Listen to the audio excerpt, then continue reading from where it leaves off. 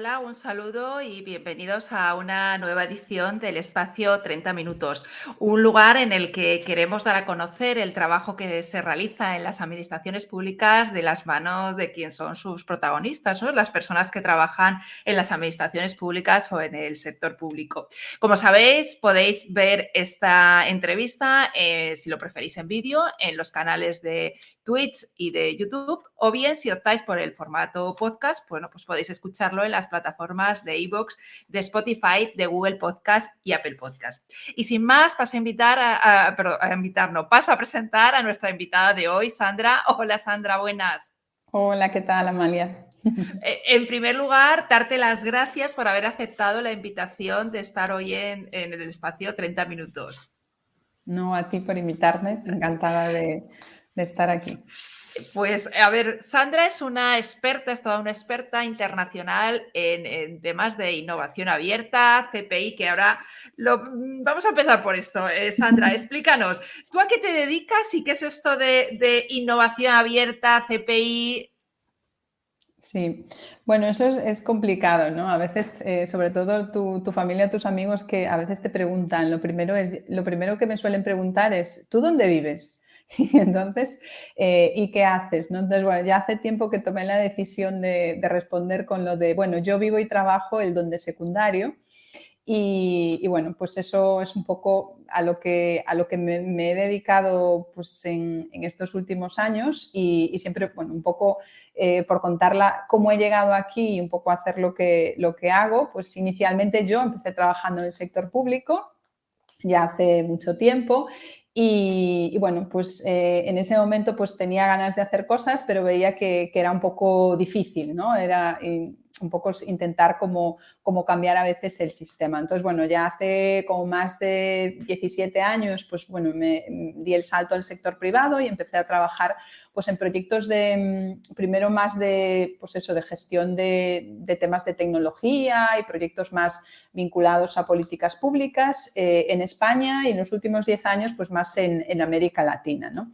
Entonces, a partir de ahí, pues bueno, empecé a fusionar pues los temas que yo había hecho en sector público, más de trabajar con temas de contratación pública, con los temas de innovación y pues más o menos hace 10 años empezaba a surgir un concepto en España que era el de la compra pública de innovación, ¿no? Y en ese momento fue cuando dije, uy, pues es que esto, si realmente eres una persona que quiere hacer cosas diferentes en el sector público, es una herramienta muy potente, ¿no? Y a raíz de ahí, pues bueno, empecé un poco a especializarme en eso. Siempre digo, tuve la suerte de, aunque no hay másteres de compra pública de innovación, pues de trabajar en los últimos 10 años con el Servicio Gallego de Salud, que se considera pues a nivel europeo la mejor estrategia europea en términos de compra pública de innovación.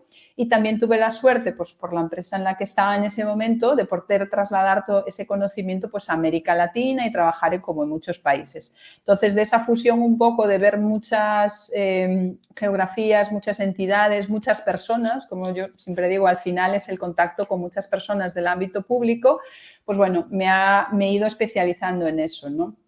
Y luego, bueno, a entender que la compra pública de innovación es una herramienta, pero lo que está detrás de todo eso es un cambio de paradigma, que es la forma en la que las administraciones se relacionan tanto con la ciudadanía como los proveedores, ¿no? Con unas empresas que cada vez son más dinámicas, startups que quieren aportar valor público.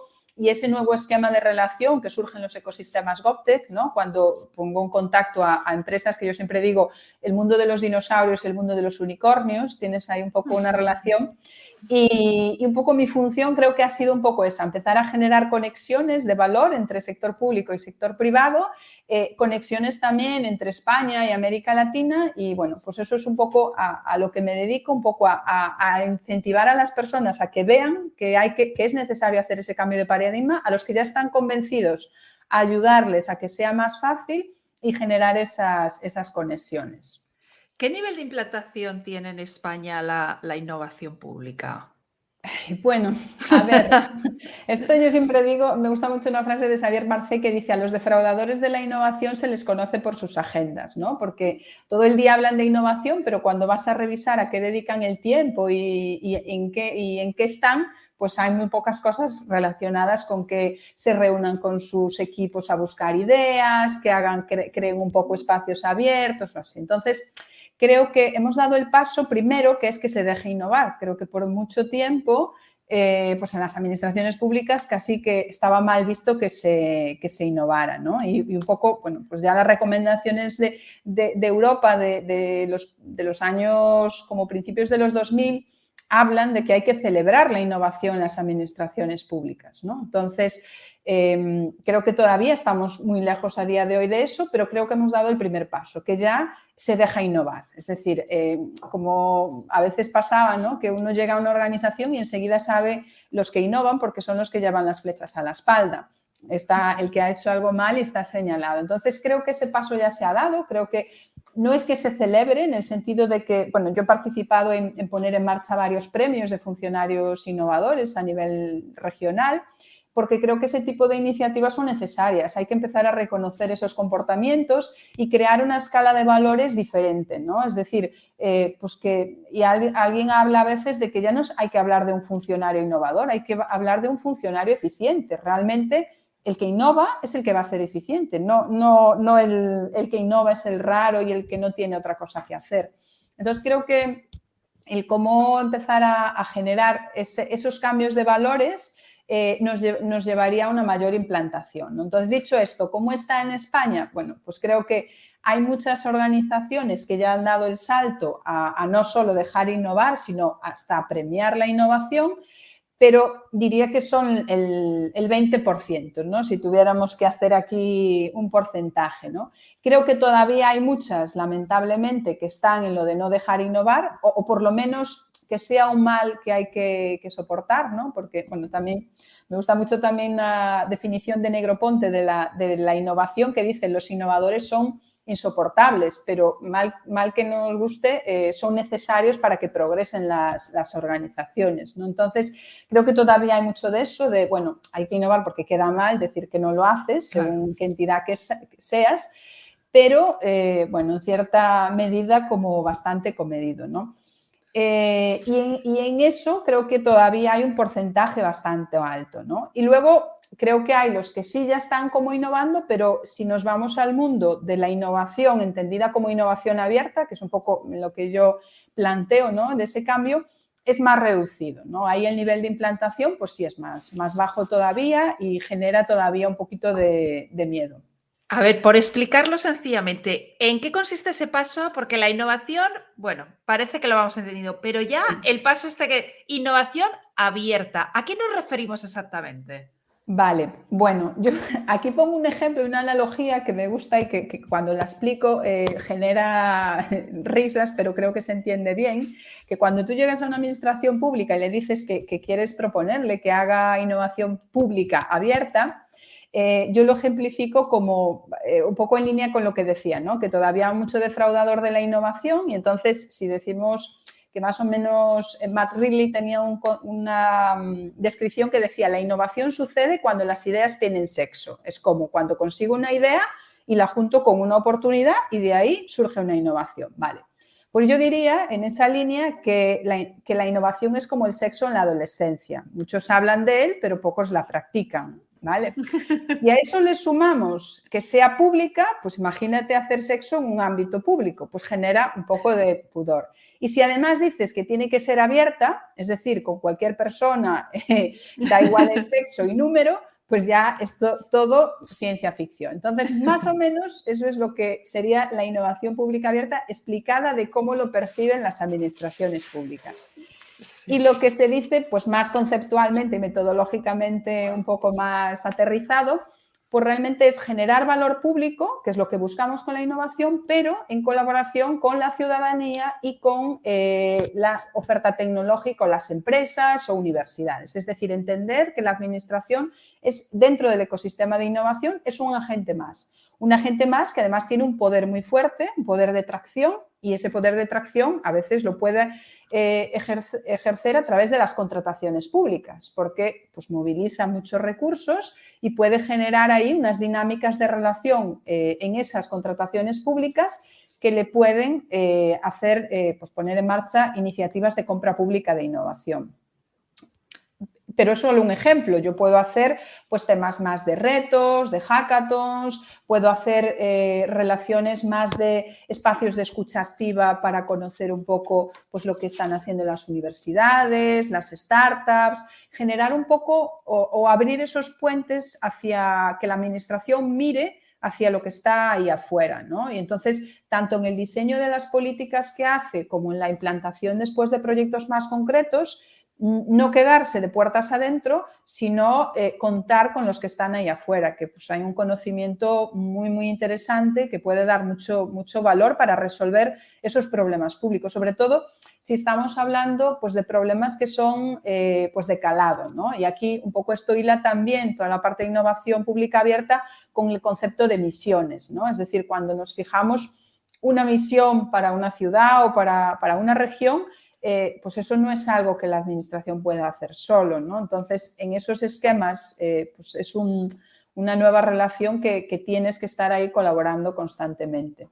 Sí, que esto hila con lo que hace unas semanas tuvimos en este mismo espacio a Fermín Cerezo, que nos hablaba de las misiones, ¿no? En la que se había embarcado el Ayuntamiento de Valencia, esas misiones puestas en marcha europeas. Pero todo esto, ¿cómo encaja dentro de la administración local? Porque claro, hablar de innovación abierta o innovación incluso en las pequeñas administraciones, ¿qué posibilidades tienen? ¿Cómo pueden participar de ello? Pues fíjate que yo creo que es en el ámbito en el que en los últimos 3, 4 años está dándose como un salto mayor, ¿no?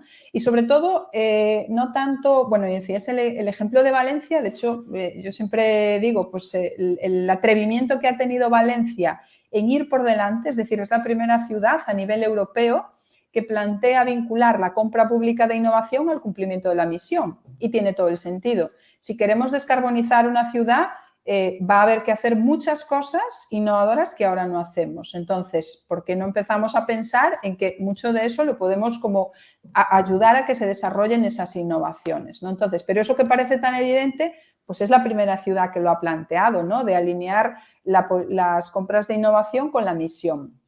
Entonces, ¿cómo lo tienes que hacer a nivel local? Porque al final tienes muchos servicios que son muy cercanos a los ciudadanos, entonces tienes mucha capacidad de definir ahí escenarios de relación y de trabajo conjunto, que a veces a un nivel regional o un nivel nacional es más difícil establecer. Entonces, yo creo que todo el ámbito de la innovación abierta, todo lo que tiene que ver con los espacios también de prueba o los sandbox regulatorios, los living labs, encaja muy bien y se está viendo que están desarrollándose más a nivel local. Eso sí, Pero, tiene que ser en el marco como de una estrategia que tenga claro. esa ciudad hacia esa línea, ¿no? Claro, claro, estoy pensando en pequeños y medianos ayuntamientos que, claro, ya cuando hablamos ya en este paso de la innovación, ya no es decir, oye, mira, vamos a ser innovadores. No, detrás hay un diseño, una estrategia que quizás es más importante que luego después la materialización en sí de esa innovación, ¿no? Claro, es que, a ver, yo siempre digo, el utilizar la compra de innovación, un sandbox, unos retos, son herramientas. Al final las herramientas tienen que estar al servicio de un propósito y ese propósito tiene que estar definido. Entonces, evidentemente, pero yo creo que tú puedes ser un municipio pequeño y tener un propósito de cambiar un poco el paradigma de funcionamiento y de entender que quieres ser como un poco más arriesgado y que tu papel en este ecosistema de innovación ha cambiado, ¿no? Es decir, y un poco esto hila pues, con toda la idea del estando emprendedor que pues, defiende Mariana Mazzucato, ¿no? Es, pues las entidades por mucho tiempo se ha creído que tienen que estar para nivelar las reglas del juego, para no interferir, para apoyar a que otros emprendan, y ahora es cambiar el concepto, es que nosotros tenemos que ser los que incentivamos y además estamos liderando hacia dónde queremos que se desarrollen ciertos mercados, qué es lo que quiero establecer en mi ciudad, y tengo esa capacidad además de liderarlo, ¿no? Entonces, ese concepto ya no es solo, por ejemplo, apoyar a los emprendedores, sino convertirte en una organización emprendedora. Y eso chocas mucho con el desarrollo pues, de capacidades que ya no son solo capacidades hacia la innovación, sino son capacidades desde el punto de vista de tecnología, porque cuando tú ves los estudios y ves por qué realmente no se está, pues eso, incorporando tanta tecnología al sector público como al sector privado, la respuesta que te dan es porque no hay conocimientos de los que compran la tecnología en el sector público. Entonces, es un tema de, pues, si no desarrollo esas capacidades y que no son solo de innovación, sino son de tecnología, son de negociación y de relación, pues no voy a poder estar ahí. Claro, porque ahí es muy importante el nivel de conocimiento que tengan las personas que trabajan en el Claro. sector público para ya no solamente ser capaces de ver la innovación abierta, sino incluso después de poder seleccionar los proyectos, decidir las herramientas, ¿no? Entonces, ¿tú crees que realmente está preparada las personas que trabajan en las administraciones públicas para enfrentarse a estos nuevos retos? A ver, creo que hay personas que están motivadas para querer hacerlo y entonces, pues a esas personas motivadas lo que le tienes que aportar es la capa de conocimiento y de nuevas metodologías que les permita trabajar en este nuevo entorno, ¿no? Porque si no, bueno, pasa que lo que acabas es con personas frustradas que quieren hacer, pero tampoco consiguen hacer, ¿no? Entonces, creo que hay que trabajar a varios niveles. Primero, convencer realmente a los que están en la capa más política o estratégica de que vayan hacia ahí. Sin ese convencimiento, pues es difícil. Y luego, generar esas capacidades en esos equipos de personas que van a ser los que tengan que desarrollarlo, ¿no? Entonces, bueno, pues ahí es un poco lo que me gusta hacer a mí y apoyar y ver que eso como que es posible, ¿no? Darte cuenta que después de acompañar a una ciudad, a una región en estos aspectos, pasan unos años y se ha visto un cambio. Antes comentabas, Sandra, sobre las herramientas que tiene la innovación pública abierta. Explícanos o cuéntanos alguna de ellas, ¿no? Más concretamente. Vale, bueno, nada, comentaba la más conocida o un poco, bueno, yo he hecho un estudio un poco de análisis de sostenibilidad en el tiempo y pertinencia para las que están del otro lado, para las empresas de las distintas herramientas y los resultados que aparecían ahí es que la que se consideraba más sostenible en el tiempo, porque al final consume recursos que ya tienes en tu propio presupuesto de inversiones y que son más pertinentes para las empresas es la compra pública de innovación, porque al final le estás ayudando a desarrollar un nuevo producto o servicio y, pues bueno, el escalado de eso está garantizado. ¿Qué otras herramientas hay? Bueno, y que además a raíz del COVID, si tú haces un análisis a nivel internacional, bueno, crecieron como en la espuma. Pues todo lo que tiene que ver con los programas de retos o temas de hackathons, ¿no? Hackathon es más en un espacio corto de tiempo y un programa de retos pues también funciona con la misma finalidad, ¿no? Identificar como retos y buscar un poco soluciones en colaboración con empresas o universidades. Con la diferencia es que esos retos, cuando hablamos de compra de innovación, tienen que ser productos o servicios que no existen y que hay que desarrollar y cuando hablamos de un programa de retos pueden ser soluciones tecnológicas que ya están ahí pero que no estaban incorporadas a la administración, ¿no? Entonces, en el ámbito de los temas de retos y de hackathons, lo que se está viendo es que empieza a haber una saturación un poco para las empresas, ¿no? Las startups ya no saben a cuál programa de retos acudir porque se les está como preguntando constantemente y no acaban de ver después un retorno porque al final eso termina un poco como pues, un concurso, un premio, pero no acaban de ver el retorno que ven como cuando utilizas la herramienta de compra pública de innovación, ¿no? Y luego, bueno, otras herramientas ya también más sofisticadas pueden ser las aceleradoras públicas, ¿no? Todos conocemos pues, las aceleradoras de proyectos donde vienes con una idea y te ayudo a madurar esa idea y a generarla, pero esto pues ya existen aceleradoras a nivel público, ¿no? Pues la de Correos, la de Renfe, TrainLab, y funcionan con ese esquema, ¿no? De un poco incorporar a esas ideas, acompañarlas y, bueno, algunas son incluso de participar después en el capital de esas empresas, otras simplemente son de apoyarles y participar solo en los resultados, ¿no? Yo estoy segura que muchas personas que trabajan en la administración pública, no sé si no estarán escuchando, si verán esto, pero que están en su día a día y su compra se resume a todos los años lo mismo, lo que se necesita, sin mirar incluso ni las hablar de esto es hablar de ciencia ficción, ¿no? De hackathon, de aceleradoras de empresa pública, de, ¿no? Lo que tú comentabas que me ha encantado, ¿no? De dinosaurios contra unicornios, ¿no? Entonces, esto es igual en el resto de sitios porque tú llevas 10 años, conoces muy bien todo el mercado en Iberoamérica. ¿Realmente la situación es allí igual? ¿Hay diferencias? Ya que te tenemos aquí, muéstranos y acláranos cómo está la innovación más allá del charco. Vale. A ver, todo esto liga mucho también con el desarrollo, porque tú es lo que dices, el que está en el día a día a veces no puede dedicarse a esto, ¿no? Y entonces aquí surge un nuevo tema que son los laboratorios de innovación pública, ¿no? ¿Por qué? Porque al final esto estamos hablando de experimentar, de dedicar dinero para que a veces fracases. Entonces, bueno, eso pues en la administración se empezó hablando de laboratorios de innovación pues ya hace, pues yo creo que ya más de 10 años, pero esos laboratorios han ido girando. Antes era más de participación ciudadana y ahora casi, bueno, yo hace como 6 años participé, además esta semana le han dado un premio desde la OCDE en el laboratorio de Medellín, en Colombia, que crearon un laboratorio de innovación pública para acompañar precisamente a distintas secretarías del municipio en este proceso de identificar retos y conectarlos con solucionadores, ¿no? Entonces, ¿qué ha pasado? Pues que en los últimos 5 o 6 años estos laboratorios han girado, están girando la mayoría al enfoque GovTech, ¿vale? ¿Por qué? Porque se ve que donde realmente hay más necesidad de incorporar o generar estas relaciones es en el tema de tecnología. ¿Por qué? Porque a nadie se le escapa. Esto de comprar inteligencia artificial, no puedo sacar un pliego de voy a comprar 5 kilos de inteligencia artificial.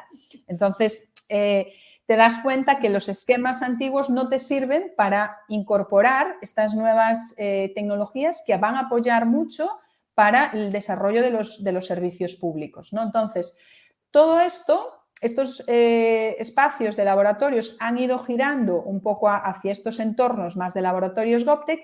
¿Y qué diría yo? Pues que en América Latina, sorpresivamente, a mí me sorprendió, pues hace 5 o 6 años, como digo, como poner en marcha el de Medellín, pero que ya había muchas ciudades que trabajaban en esta línea, ¿no? Y en España es menos común o es más reciente, yo diría, ¿no? Entonces, creo que esta parte más de visión enfocada a los laboratorios de innovación, a todo lo que tiene que ver con el diseño de servicios públicos, las metodologías de diseños centradas en usuarios, creo que toda esa corriente sí que, por ejemplo, en países como Colombia, Chile, se han desarrollado bastante. Brasil, Argentina, está como bastante desarrollado, ¿no? Y aquí ha costado más. Bueno, hay muy buenos ejemplos, pues eso, en Aragón creo que están destacando muchísimo en esa línea, pues eso, en Cataluña, pero ha costado, ¿no? Y porque creo que, pues bueno, se veía un poco como prácticas muy de eso, de ciencia ficción, de estos son los raros que vienen a hacer estas cosas, que esto es la administración, es muy seria, tenemos que escribir todo súper riguroso para que nadie lo entienda. Y eso también hila, por ejemplo, ahora los temas de lenguaje fácil o sencillo, que se están trabajando mucho en Brasil y en España son sobre todo muy novedosos, ¿no? Hay muy pocas iniciativas enfocadas a eso, a cómo creamos un lenguaje claro y sencillo, porque la mayoría de las personas desisten de los trámites cuando empiezan a relacionarse con la administración porque no las entienden. Y entonces creo que son como cosas muy, muy de la mano, todo lo que tiene que ver con diseño de servicios, con toda la parte más de experimentación y que ha sido como una evolución que yo creo que diría que empezó antes en América Latina y en España ahora, bueno, está activándose, pero todavía cuesta. Así que tendremos que poner el acento y mirar, ¿no? A ver qué se está haciendo allí para poder tomar Sí, bueno, ideas, ¿no? y dentro de Europa pues tenemos claros ejemplos, ¿no? De que van por delante, pues Por siempre ejemplo. miramos casi a los mismos, ¿no? Pero pues eso, Gran Bretaña, en Suecia, Finlandia, pero bueno, países por ejemplo como Lituania, que es uno de los primeros laboratorios GovTech a nivel europeo, pues bueno, ha sido sobre todo Gran Bretaña, Escocia, Lituania. Y bueno, en España parece que ahora en el plan España Digital 2025 se habla de la creación del primer laboratorio GovTech a nivel nacional. El primer laboratorio, ¿no? O sea, Sí, a nivel nacional sí sería, sí. porque hasta ahora las iniciativas han sido autonómicas, ¿no? Entonces, Sí, o o más bien locales, y de locales. hecho es que hay iniciativas muy puntuales todavía en España. Pero Sí. también tenemos que ver que esto es muy reciente. El laboratorio GovTech más antiguo en el mundo puede tener 5 años. Entonces, estamos hablando de algo que realmente es pues novedoso, ¿no? Entonces, bueno, esto es como, yo siempre digo, aquí hay que buscar pues, a los que ya venían de toda esta corriente de experimentación, de laboratorios de innovación pública, que esto es como el siguiente paso. Pues los que todavía no están en este mundo, pues es como un itinerario, tienen que empezar un poquito más atrás, ¿no? Pero al final todo es un camino para ir avanzando. Y ahora, Sandra, lo último que has hecho en el plano profesional, que me parece que eres una valiente, es que te has decidido a emprender en este ámbito tan específico como es bueno, pues todo lo que es la innovación abierta, la compra pública de innovación. Explícanos este proyecto de la SINDE. Sí, pues bueno, a ver, pues surgió un poco de, yo creo que, pues lo que decía, ¿no? Mi trayectoria sector público, luego pues eso, como 17 años en el mundo corporativo y ya llega un momento en que uno se siente incómodo en el sentido de, te haces la pregunta, ¿no? Yo me veo jubilándome aquí y la respuesta es que no, entonces dices, bueno, pues tengo que hacer algo, ¿no? Y creo que veía que un poco, pues eso, también como por el momento en el que estaba y esa búsqueda también del Ikigai, un poco lo que tenemos como la mezcla entre nuestro propósito, nuestra misión, nuestra profesión y lo que es nuestra pasión, porque si algo yo hago es que sí que le he puesto siempre mucha pasión al trabajo, pues bueno, haces esa reflexión y dices, bueno, pues yo creo que todo eso es un poco poner en marcha un proyecto como más propio y en el que puedas pues trasladar todo esto, este conocimiento como a distintas entidades y, bueno, un poco de ahí surge la idea de la SINDE. El nombre también es curioso porque lo que intenta plantear es también pues romper esos esquemas de que a veces tenemos que cambiar hasta el vocabulario que utilizamos en las administraciones. Y bueno, pues la Cindy a cualquiera le puede sonar más a los morancos o a la Jenny y esto lo contrario, ¿no? Entonces era generar un poquito ese atrevimiento y generar un poco esto de, pues eso, de hecho los pilares en los que se asienta es en generar una chispa para la innovación, activar a las personas para innovar, luego acompañarlas en ese proceso con método, yo creo que la metodología es importante y generar conexiones que den valor. Entonces, pues hay un poco entre esa parte es en lo que quiero centrarme y sobre todo también la SINDE nace con un proceso de colaboración con colaboradores en 7 países para, bueno, unir muchas miradas de muchas personas y intentar ir más rápido en este proceso. En este proceso que para muchos ya es muy rápido, o sea, visto desde la perspectiva Pero de las administraciones, ¿no? sí, pero no tiene retorno. Yo siempre digo, la única certeza es la incerteza y la incertidumbre y lo que tenemos que aprender es a gestionar en entornos de incertidumbre. Entonces, pues lo cierto y lo que es estático no va a volver. Entonces, bueno, tenemos que replantearnos muchas cosas y abrazar esto como bueno, la incertidumbre positiva, ¿no? Entonces, también el hecho de dar este salto también era un poco por consistencia también personal, ¿no? Yo estaba todo el día diciéndole a las personas que tienen que innovar o así, y yo misma veía que no me lo había aplicado a mí mismo, ¿no? Porque, bueno, pues cuando estás en una empresa y tienes un sueldo a fin de mes, es muy fácil llegar allí y decir, no, tienes que arriesgarte. Entonces, para mi propio discurso, creo que era un tema de que me hace sentir más tranquila, ser coherente entre lo que digo que hay que hacer y lo que he aplicado a mí misma en mi carrera. Y además es un gusto escucharte, Sandra, con todos los conocimientos que tienes en este ámbito de la innovación abierta, de la compra pública.